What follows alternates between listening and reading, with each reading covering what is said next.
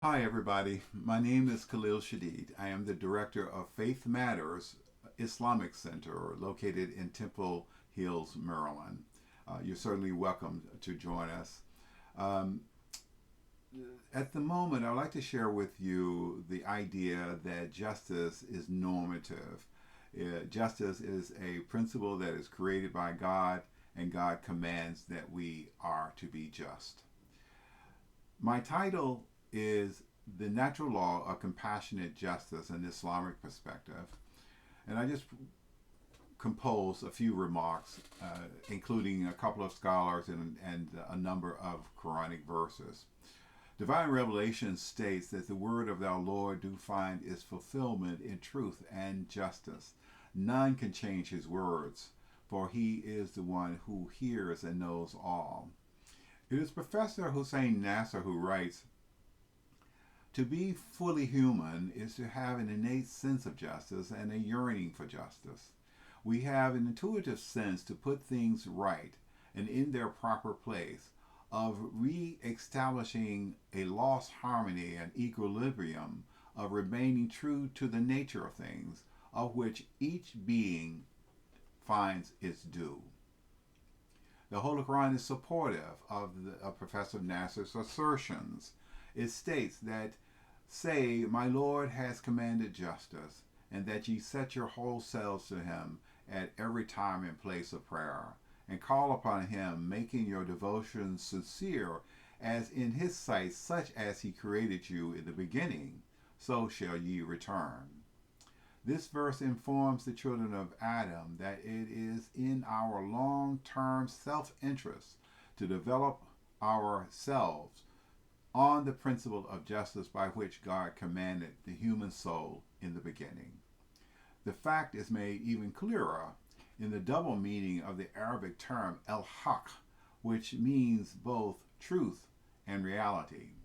To be just is to inform and conform to the nature of reality. To be just is to conform to the nature of reality, in the sense that it might be said that injustice is related to ignorance of the truth and the real nature of things, while the practice of justice is impossible without truth, which would enable us to know beings in their right reality. Since it is not possible in this period of history to achieve by itself, revelations have been sent to guide man in the understanding of truth, of what is real and just.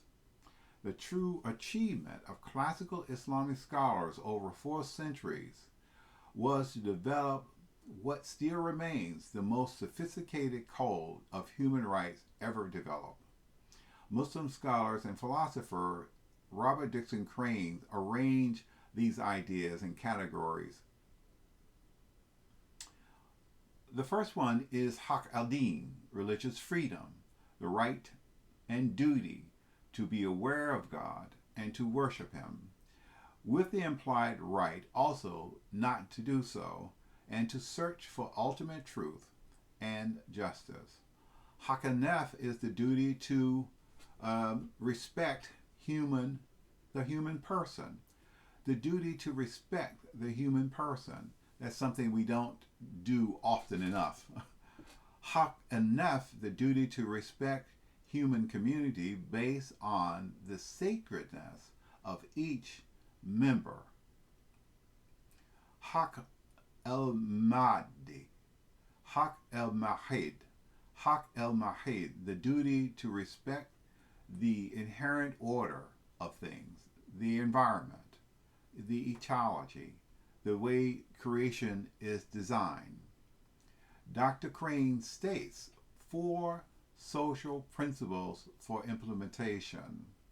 It's Hakamal, 4 o'clock. the duty to respect private property, social institutions, the institutions that direct money, credit, and taxation to promote the universal right to human ownership of productive wealth as an alternative to the old systems of wage slavery.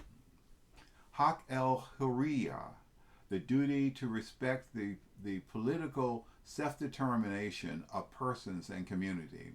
Haq el Karama, the duty to respect human rights in social life, especially gender equality.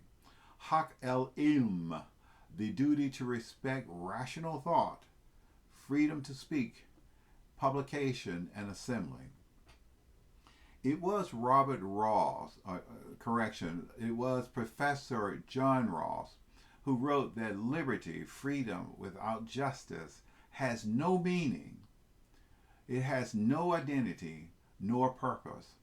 He goes on to write that liberty can be explained by a reference to three items: the agents who are free, the restrictions and limitations which they are free from, and what it is that they are free to do and not to do.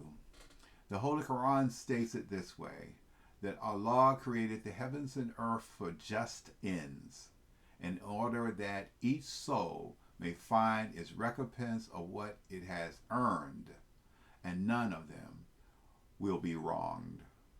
The human agency is to think and to make choices that are just in relationship to Allah and to humanity. The Holy Quran states that Allah commanded you to render back your trust to those who they are due. And when ye judge between man and man, that ye judge with justice.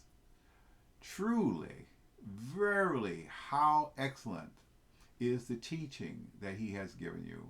For Allah is he who hears and knows all things. In conclusion, the Quranic verses are supportive of natural law of compassionate justice, in my opinion. The Quran directs us that we judge between each other with justice. Allah commands justice, which gives our moral and ethical choices. Allah commands justice, which guides our moral and ethical choices. Justice is a survival value. No way to escape it. No way to survive without justice. Freedom without justice is chaos.